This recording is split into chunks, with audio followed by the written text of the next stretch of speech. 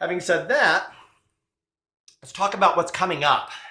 Next week, we won't have our regular Wednesday product coffee. We'll be doing our monthly premium workshop.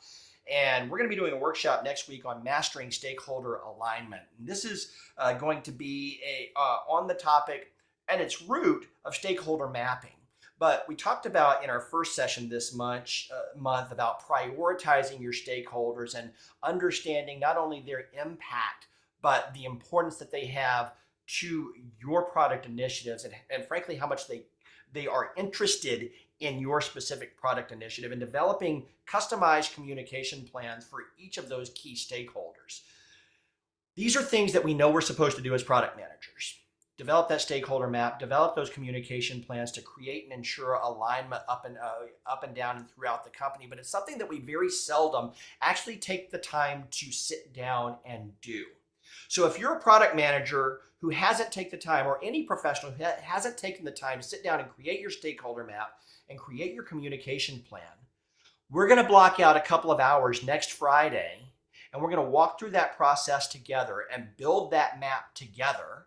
We're going to coach through it. We've got some guided exercises that are going to help you walk out of that with an actionable communications plan to lean into on the following Monday morning and start changing your game in your organization. That workshop is $99, but if you're a Product Coffee Premium member, it's included with your membership. Product Coffee Premium is $25 a month, so you can actually do that. You can sign up for 1 month, take the workshop, and then drop out if you want to. That's okay.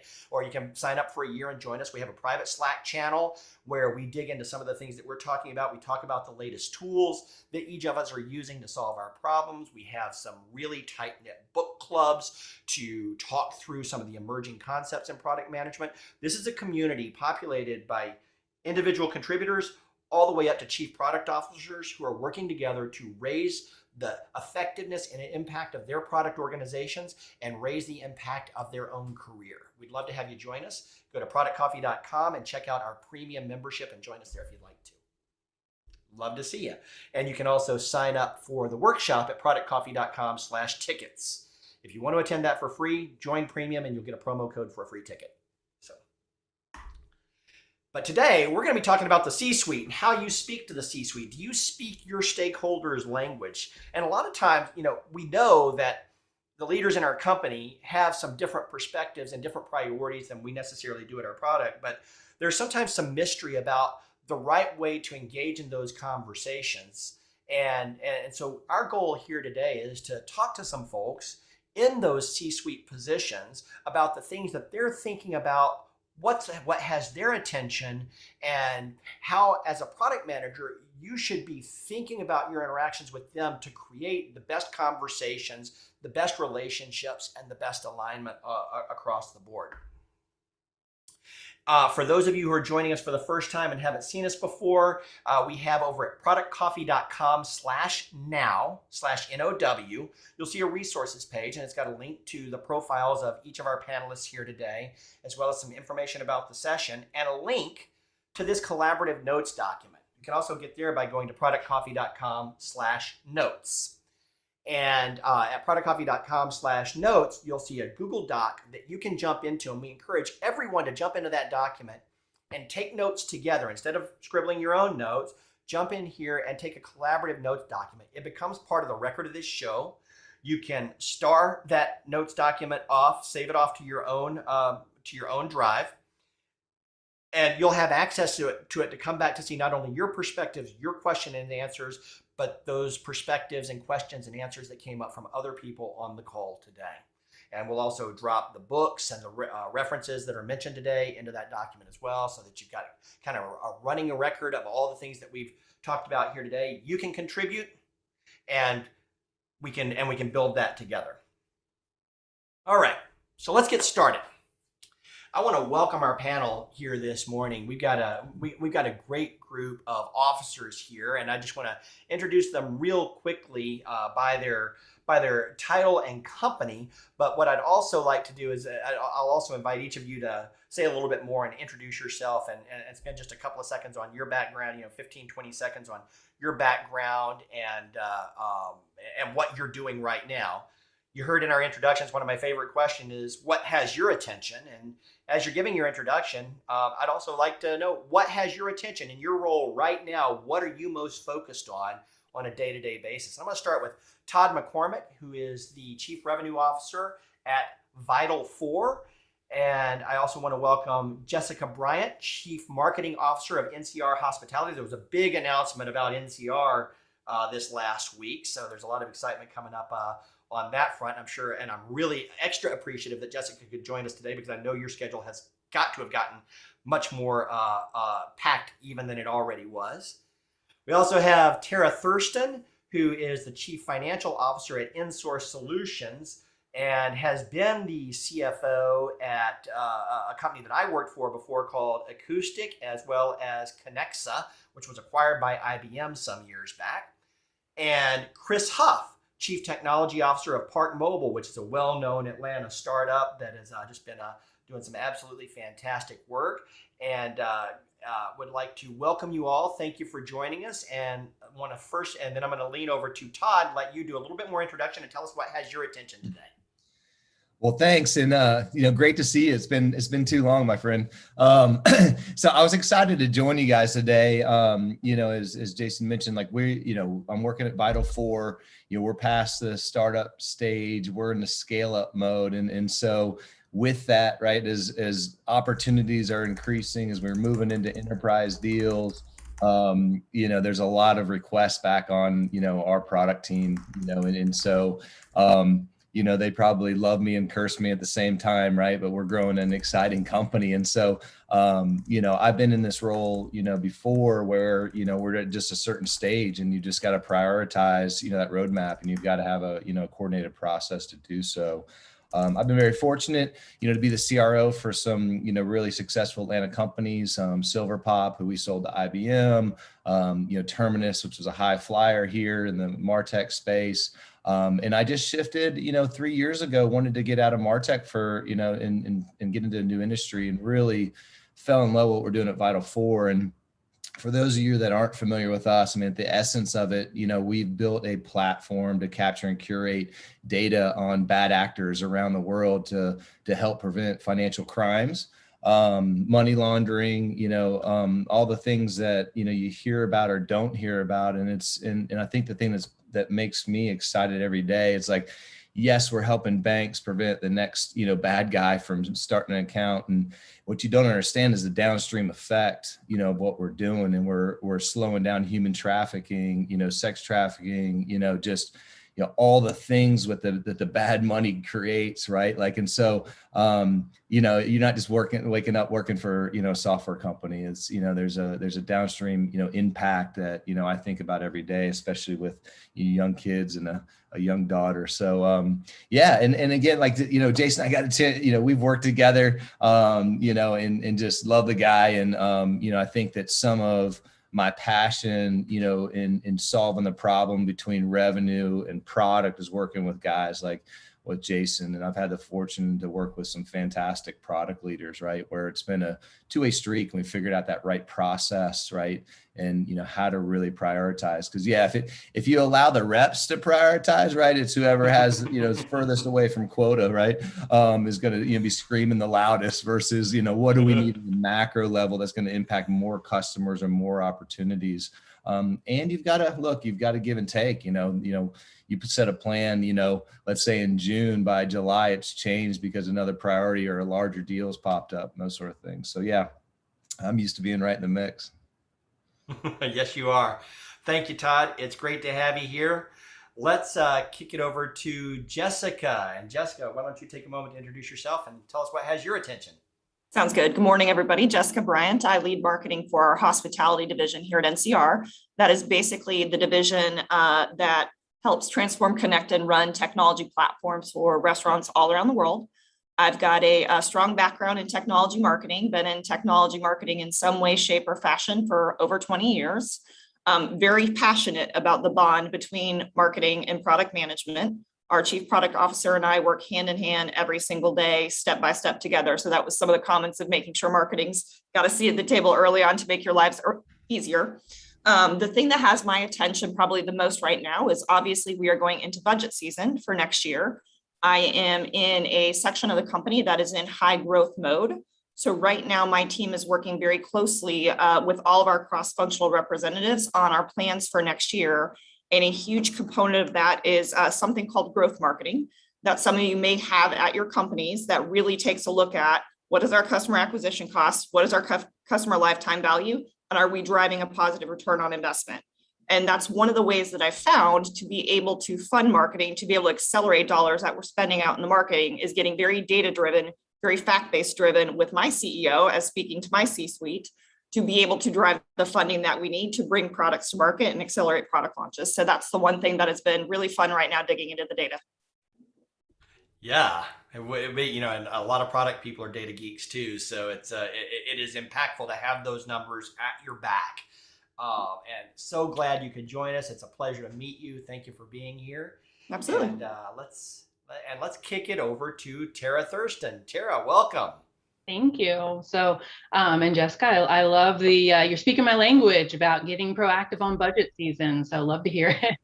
I am the CFO for Insource Solutions. We are a software distributor helping manufacturers with their digitization journeys.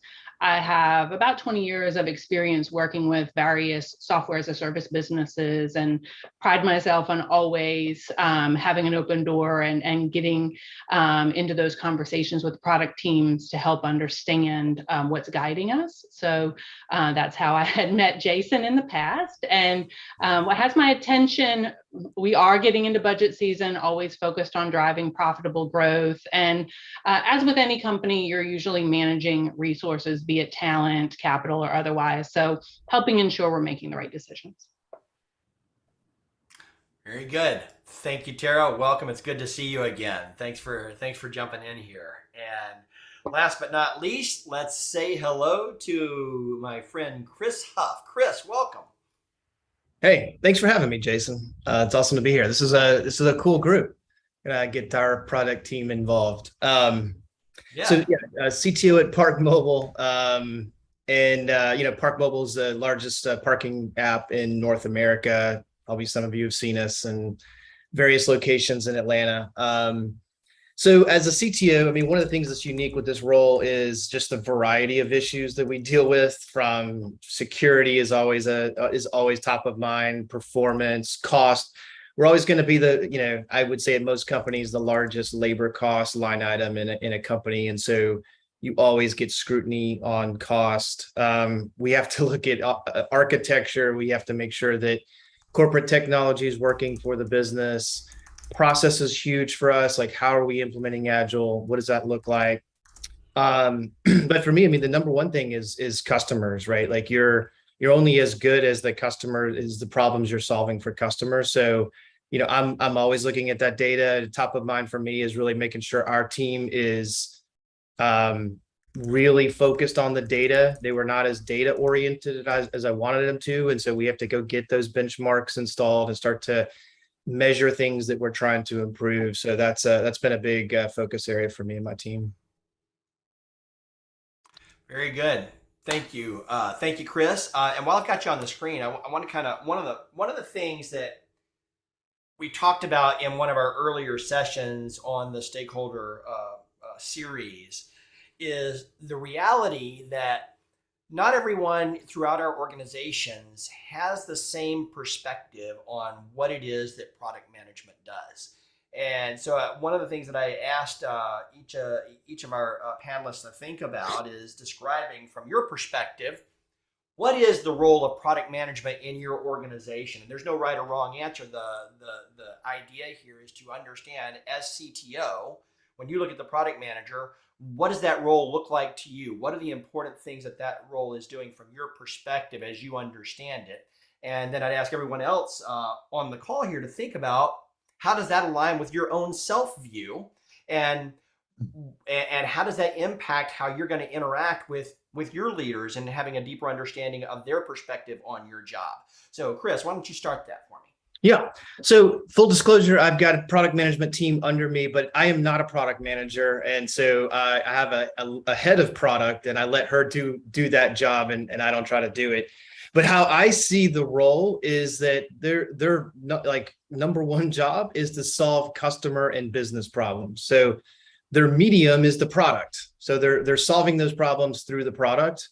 They have a lot of things to juggle, as you guys talked about, like managing different stakeholders and trying to stitch those things together.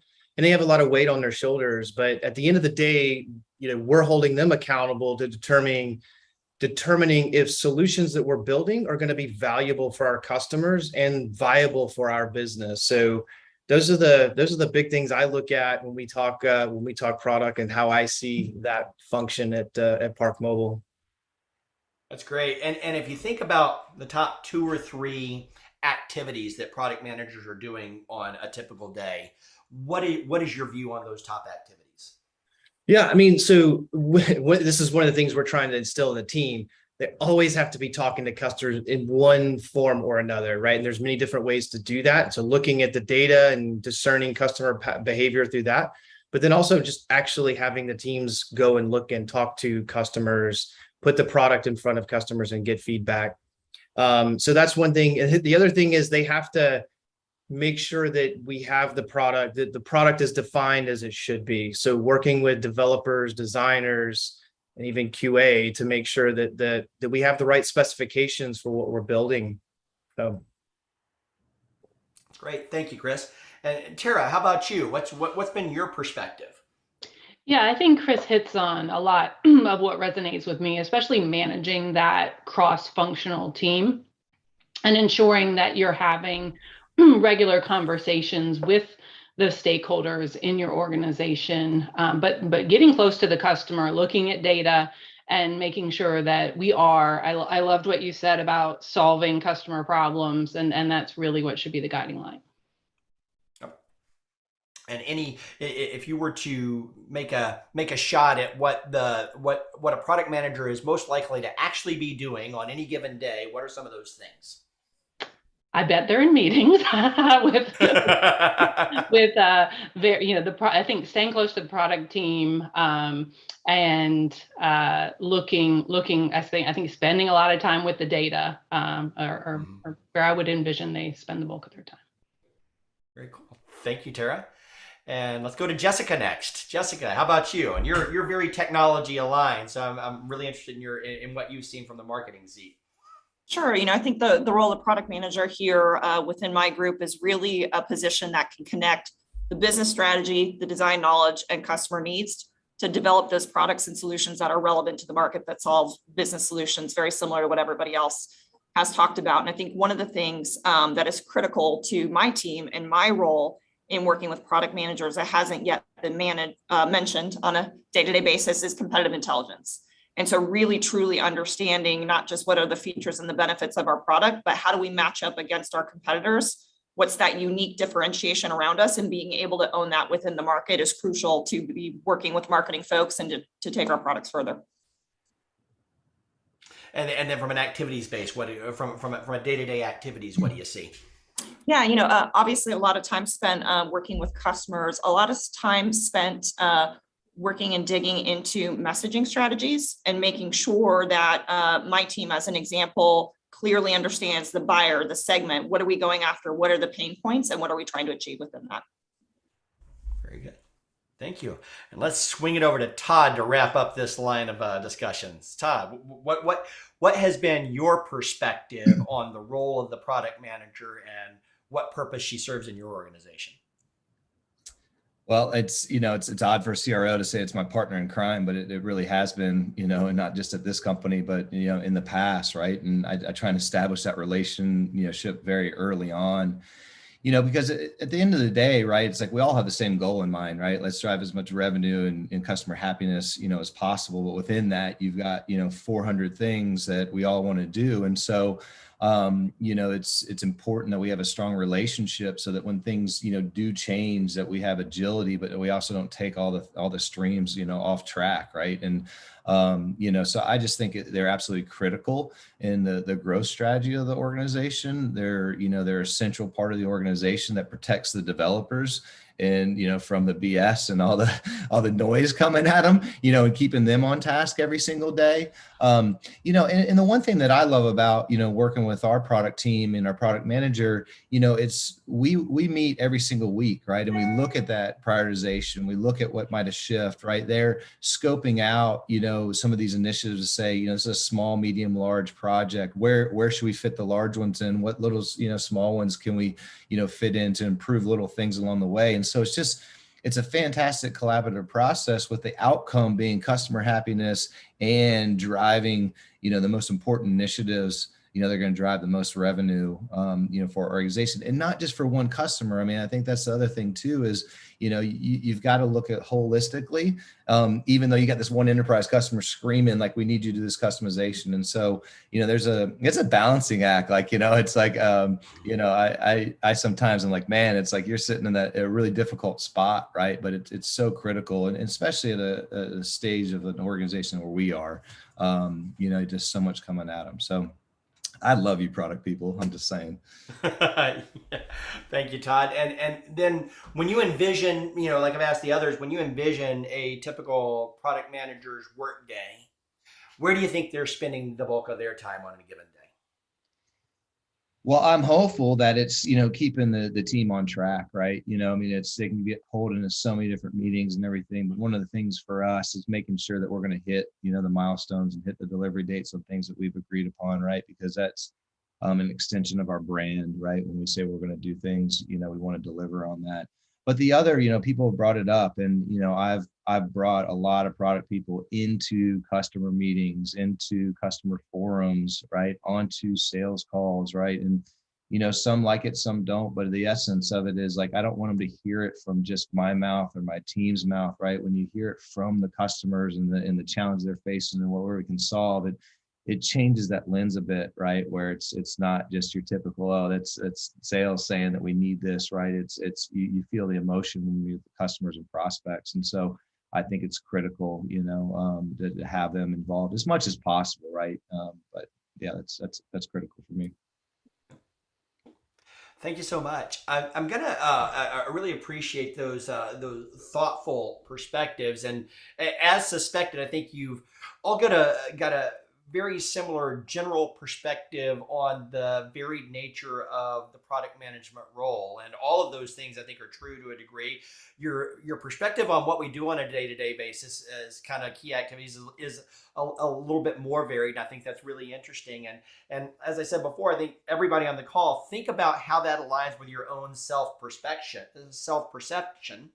and what is important about that alignment, or if there's a gap that you'd like to close, and how you might uncover in your own organization what those perceptions are and what's important about them, so that you're both meeting the needs and expectations of those around you in the appropriate ways, and resetting those needs and expectations as you go as well.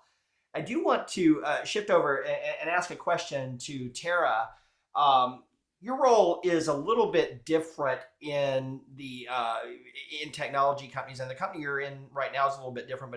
But even thinking about Acoustic and IBM and Connexa and so on, one of the things that I'm really interested in you explaining is your day-to-day interaction with the product management team is not as generally as pervasive as the CMO or the CRO or the CTO might be. Your interactions are less frequent. But so thinking about how you interact with that team, what has been your experience about the most important times and moments that you've had those product management interactions and discussions? What are the things that have been important about those discussions? Sure. Yeah. And you're right that in general, it tends to be when somebody needs resources of some kind that I get involved. But I do like to keep a pulse on what's going on in an organization, and especially before budget season, so that I can have an appreciation for how we should be thinking about deploying targets and things like that, and where our opportunities for growth really are. And I'm always appreciative of somebody knocking on my door and, or virtual door as it may be these days, to help me understand their product needs.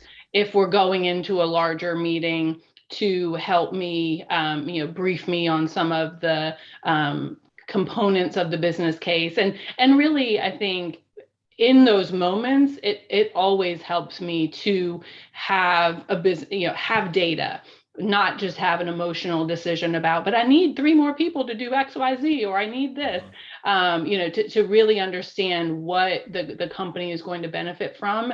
And are there trade-offs that we need to make? Do we need to say no to something? Because that isn't always a popular choice. Yeah, what's the opportunity cost?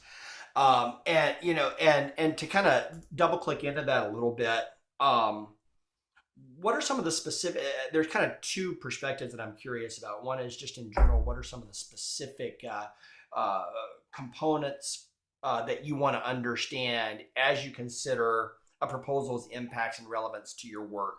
I think they're probably pretty obvious, but if you wouldn't mind just talking about some of the things that you specifically want to understand up front as you're considering the impacts, if you could just kind of articulate those for me a little bit.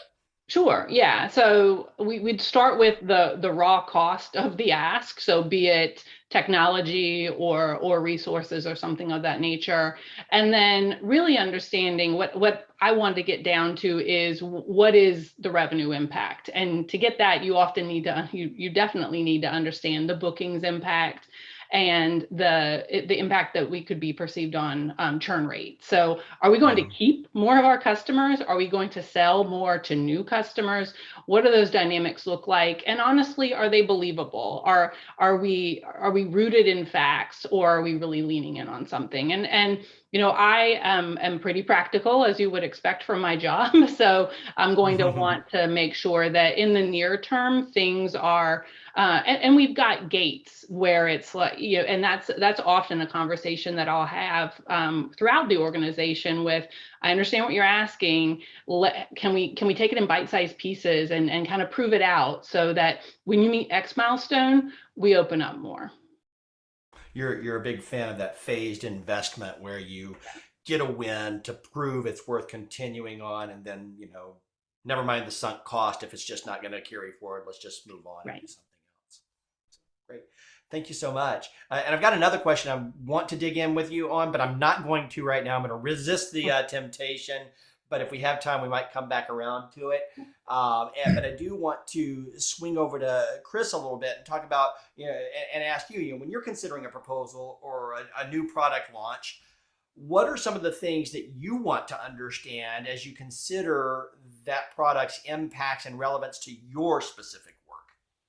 Yeah, and just to tag on to Tara and I worked together at Acoustic as well way back, but I would say, just one thing about the CFO position, and I think I've learned in my new role at ParkMobile, is that, I think that role ends up, when you're working with the finance team, it ends up being very transactional. I need this, I need to get an answer.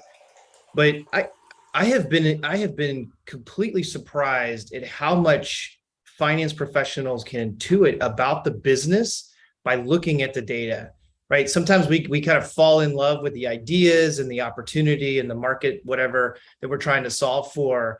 And they have the reality of the actual data in front of them, and they know it well. So I would highly recommend talking to your finance partners more than you think you need to, because they really can provide a lot of insights. So sorry for that aside. I just had to say that. No, that's great. To answer your question, any market you're going into, any feature that you're trying to build, you always have to ask the question is, what problem are you solving? Is there a user need that's not being met? And how is this product going to meet that need? And then can we build it in a way that's usable and feasible and valuable for our customers and, provide value for our business? So those are things that I'm always looking at. And then, really just, I guess maybe here's an anti-pattern. It's always like, stories and anti-patterns as an engineer. But so I worked at Weather Channel, ran the mobile engineering group there, and the product team had this brilliant ideas. We're gonna embed Twitter messaging in with the weather, because if you looked at Twitter, tweets that talked about the weather were through the roof. I mean, it was like millions and millions, bazillions every day. But there was no user need that had, hey, we really want to be able to tweet inside the Weather Channel app about the weather. But we fell in love quickly, and the team built this product, and the feature was an absolute dud. I mean, people were so mad at us for putting this out there. But and again, it was just, hey, like the topic of the day, the product feature of the day was Twitter, integrating that into thing. And so it's easy as product technologists and just technologists in general to fall in love with the latest. Here's the new platform. We've got to find a way into that platform. But if you're not putting on, kind of putting yourself in your customer's shoes, well, how are they using your product? What do they need from your product, and what problem are you solving by doing that? And so that was a painful lesson for the Weather Channel, but and an expensive one at that. Yeah, that expensive is an operative term there. So Yeah. Thank you. So just really digging in and really understanding, what are we not already solving? How is this going to close a gap in the customer that we're trying to serve, and how we're serving them, and getting a clear understanding of that was one of my key takeaways from that line. How about you, Todd? What are some of the big things that you really want to understand as product managers are bringing you kind of a roadmap or a proposal for something that they've decided is a priority? It may or may not be in alignment with what you're currently sensing at the moment. What are the things that you need to see and understand about that to start developing alignment in your organization, whether it be changing the product, trying to change the product management direction, or understanding the direction and saying, oh yeah, we do need to get on board with this? What are the things you need to see? Yeah, well, I think, like a good example was like, we have, it's every 2 weeks, we bring key, stakeholders to the table. We go through the enhancement roadmap, right? And all of a sudden there's like 2 items on there that are like internal projects, right? Like we need help with a billing system, or we've got this backend, and you're like, how did that trump, this thing that we needed for this customer that's going live in October, right? Like, and it was a moment in which, you have other departments, right, that are stressed for other reasons, right? And so you got to understand that, right? But we said, hey, wait, where did this fall into our process, right? We've got a product roadmap here. We have stakeholder meetings. How did this already get started on, right? And it can come from the CEO or the CFO that isn't necessarily, in those product enhancement meetings, every couple of weeks. And so it was a great opportunity for us to step back. So we've got some broken components of our process, right? Like when those things come up, maybe we need to call, a meeting before that, every 2-week meeting, to discuss the thing. So to me, it was just an opportunity, because look, the product manager is going to get pulled in so many directions, and everyone's priority is number one, right? And you guys know that also well, right? And I do too. And like, I've got to understand, sometimes I've got to sacrifice something maybe for a customer because we absolutely need to fix something internally, right? Like, I understand that, but you got to have that dialogue. We got to understand, what are we going to accept, pushing back or delaying, for something else, right? So to me, again, it comes back to having a good process, sticking to that process. If a priority comes up from another department, right, and it seems to be high priority, like, let's have that conversation, because we all have to be willing to give and take, and because you only do have so many resources. So yeah, so that was just an example that's fresh in my mind. Yeah, that's a great example. That's a great example and a great way to approach it. So thank you. Appreciate that insight. And Jessica, you've already mentioned that you're a big fan and really want to come to the table in those prioritization discussions, in those product development discussions as early as possible. When you're thinking of advising and consuming these recommendations and directions that the product portfolio is going to go, the product team is going to go, what are the things that you need to see and understand to have a full understanding and perspective on the plans? Yeah, there's a lot of things, especially working in a larger company where you have multiple buyers, multiple products that you're all selling and trying to get into the market at the same time. It's really important to understand what's the addressable market, who's the buyer persona, what do we already sell to them already? Are we selling into current customers? This is net new customer acquisition. The more that marketers can understand that up front, the more they can actually work taking that product to market into things we're already doing, which helps your expenditures go a lot farther.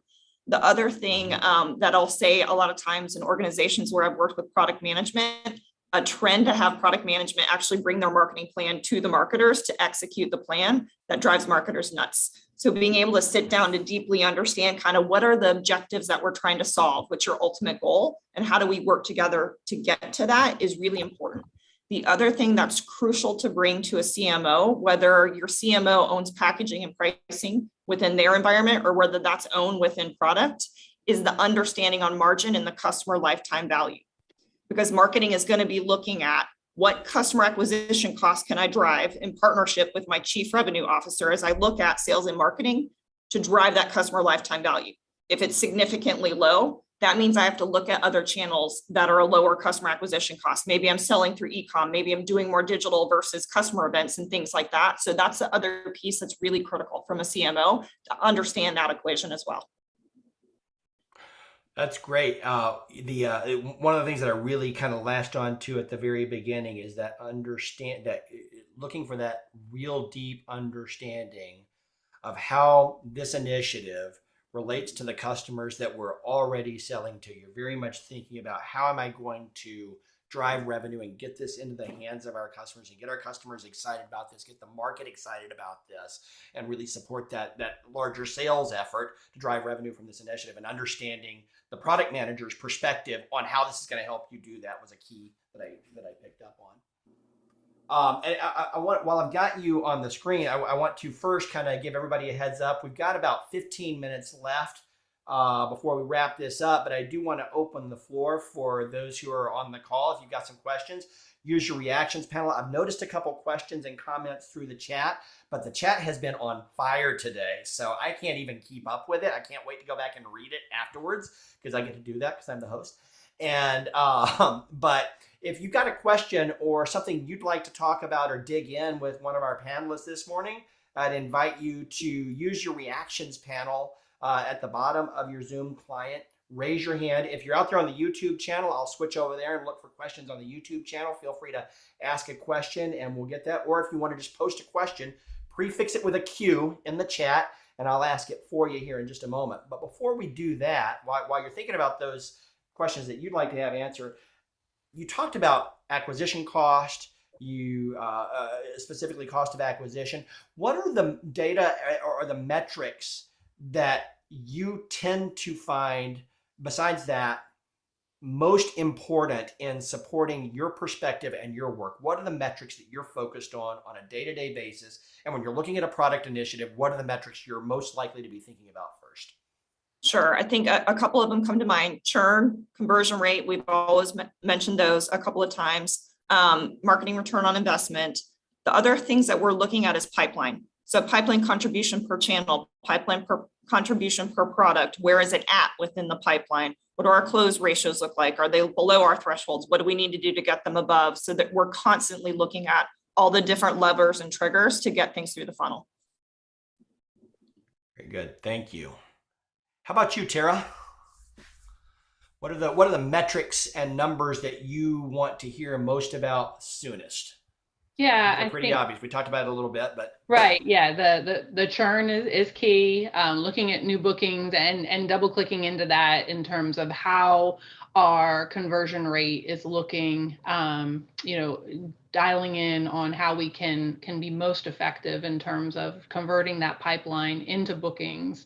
And looking at the average contract value, like what the average term is, I should say. Are we getting more bookings and backlog in the back door would be key, so that we're not having to constantly every year resell the revenue. Yeah, that's a really good perspective as you're leaning into that. How is this going to not only affect our sales, but how is it going to affect our retention? How is it going to affect that lifestyle, that lifespan of our customer? That's a great call out. Thank you. A good one to know. Todd, how about you? What are the metrics that you're focused on every day and that you want to hear about from your product team? Well, I think it's everything from what Jessica was saying from a marketing perspective, right? Like you're looking at, all right, you know, what are we doing to drive interest and awareness that turns into pipeline, right? And where are we getting held up? Those are important components. But like when it relates to product, right? To me, it's why are we winning? Why are we losing? Right? When I look at prioritization, sometimes I look at rolling things out for our existing customers versus new because it's faster path to revenue, right? So it's a balance, and so that's why it's stay close to the customers. What do they need? What would be the next greatest thing to develop for them that would drive, success and revenue for their organization, and ours. So having the acquisition team, having the partner team, having customer success, right? I have to look at where we're going to prioritize, for speed and, building things that are going to help, the entire equation. How about you, Chris? Yeah. So from a CTO perspective, one of the kind of mistakes that organizations make is we tend to always want to talk about efficiency measures, right? The organization looks at us, they want to talk about burn down, burn up, and just kind of other efficiency metrics from the development team. It has the tendency though to bifurcate the priorities so that you have the product team focused on business outcomes and the development team focused on efficiency.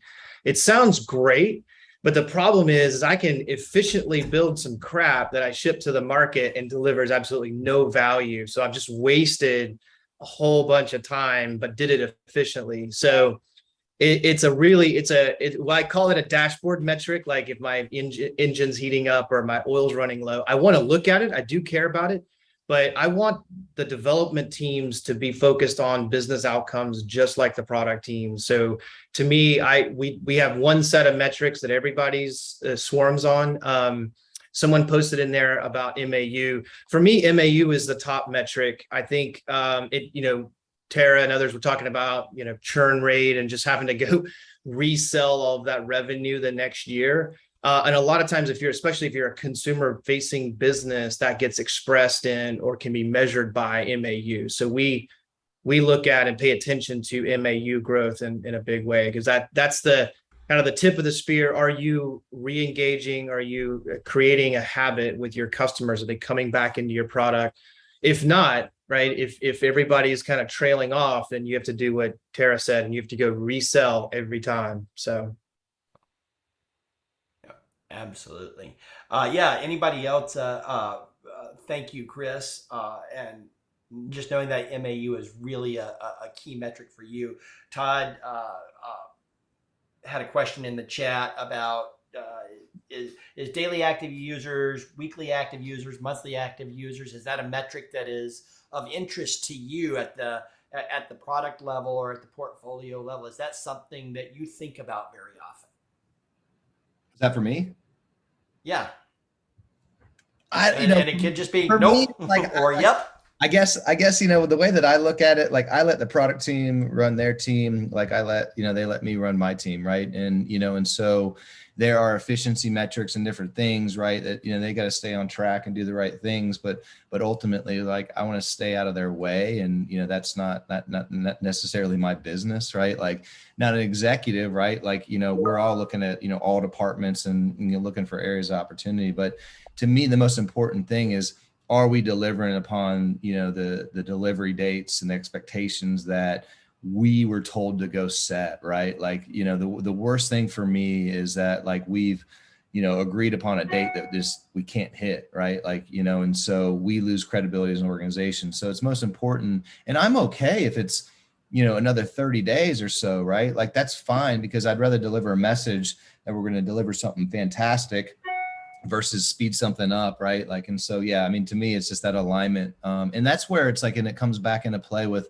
my partnership in marketing, right? Because, we've got to understand how far ahead of that release can we start to talk about and promote, right? And if we get too far ahead of that and there's a delay, then that creates, downstream, impacts. And so when we talk about, I love the fact that we've got, Jessica on here and Tara on here, myself, right? But like, at some point, all these things, all these departments come together, to create a fantastic, outcome. And so, we all play a role in this.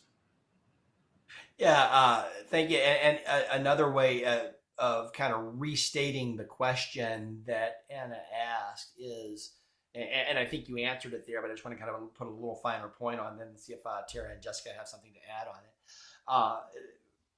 Product managers do have their own internal, and Chris, we used to talk about headlights, metrics that we look at that give us a sense for how things are going to go down the road. So, and some of those are very metrics that you can track on a day-to-day basis and you can use to predict future success. But they don't make a whole lot of impact in the immediate term. And are those metrics that the product team are focusing on often to determine their own day-to-day success and bring long-term results? Is that something that you're interested in hearing about, or are you really more bottom line it for me?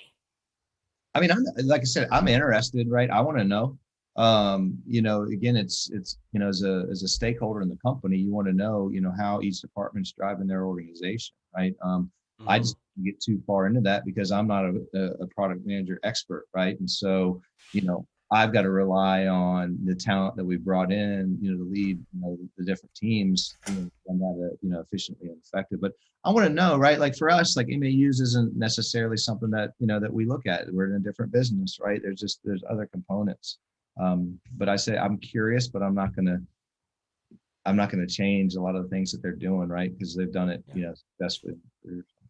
From that point of curiosity, I think is a really a great way to think about that. So thank you, Todd. And Tara, it looks like you came off a mute. I'd love to hear your thoughts on those more granular product level predictive metrics and things like that. Yeah, I think a lot of what Todd said resonates with me. I am interested in what is interesting to you as the leader of the product. What is and I think of it as like a health check, or, what is that predictive metric? Like, I want to hear if there's a problem. And if you think a decrease in MAU is indicative of a future problem, I definitely want to hear about it. And in the context of whatever other data you have, but how are you keeping your ear to the ground on what's going to potentially go good or bad? Great. Thank you. Jessica, how about you? Anything to add on that? No, I think a similar points there. I will say one thing, and this may just be personal to me, as I usually love it when the team comes a little bit more with the long-term results than the activity metrics. I trust the teams to manage all those activity metrics, but to Tara's point, when those activity metrics show you something that is important, definitely bring it up. Rely on that expertise to tell me how that is indicative of a future that I should be thinking about. So. Great, thank you. I had a question that was specifically targeted at Chris. So I'm going to ask that, and because I think there's some implications also for Todd and Jessica as well, but I'm going to ask to Chris. And Faith was asking where you stand on whether internal development needs like refactoring and tech debt and things like that should be prioritized on the product roadmap, or just managed as just part of the development cycle as kind of an assumption. Faith, you might want to clarify that question a little bit more and kind of put a point on it. But where do you stand, Chris, on the trade-off between growth product activities that are going to drive specific revenue and those maintenance type development needs? Upgrading Oracle that might have far-reaching implications, but you can't put a real finger to how that's going to impact revenue. What are your thoughts there, Chris? Yeah. So, and I did put a start of an answer in the chat, but yeah, thanks. Easier to answer it here. It's a great question. It's one that everyone wrestles with. So, in the last few businesses I've been in, we've got operated in a product model in a squad matrix where the team, we create ownership at the team level. So it's not just the product team's decision or the dev's decision, or they're fighting, it out on like, is it going to be my work or your work? It's really the team's work. And so the onus then goes to the dev team to be able to articulate, okay, if we don't do this work, what bad things are going to happen, right? And if they can't articulate that, then so one thing about devs, right? They hate looking at code for too long. So if I pick up a piece of code and I didn't write it, oh my gosh, the tech debt list is going to be long because I don't like how they wrote that code. And of course they were stupid and we've got to just rewrite the whole thing. So they have to be broken of the tendency of just refactoring code for the sake of refactoring. So the anecdote to that is, tell me the what's and whys. Like, tell me why this is valuable for our business. Are we going to fall off the cliff? Is the engine going to lock up? Are we going to run out of gas? Those are the dashboard metrics. And so, we have code health when we look at the team health, and we always keep, we're looking out the windshield at the OKRs, the objectives that the business has or the team has as a group.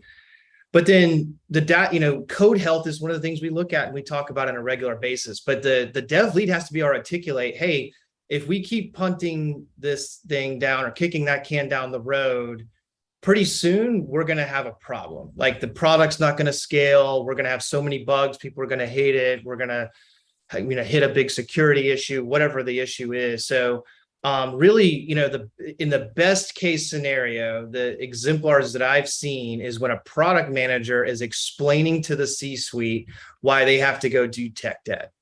When that happens, that like the team is high functioning and that everybody understands everybody else's discipline and are prioritizing appropriately. Excellent. Thank you so much, Chris. I really appreciate that. We are about out of time here today. I do have a couple of quick announcements that I want to make. First of all, remember, head over to productcoffee.com/tickets if you want to join our workshop next Friday at at 10 a.m. Eastern on stakeholder mapping and stakeholder mastery, alignment mastery. And we'd love to have you join us in that, or join Product Coffee Premium to join that at no extra charge. It's kind of part of your membership there.